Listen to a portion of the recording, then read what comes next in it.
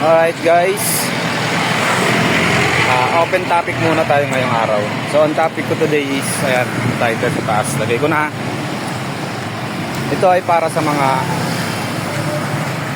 workers, mga empleyado na katulad ko.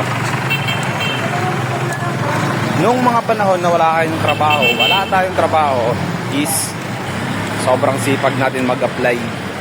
Halos nangungutang pa tayo lagi para lang makapag-apply, pang requirements, pamasahe, kung ano-ano pa.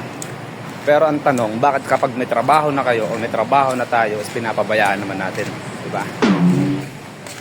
Nung nagkatrabaho ka na, saka ka naman naging pala absent, laging late, diba? Tatamad-tamad sa trabaho. Ang daming reason kung ba't hindi nakakapasok, diba? So asan na kaya ang problema?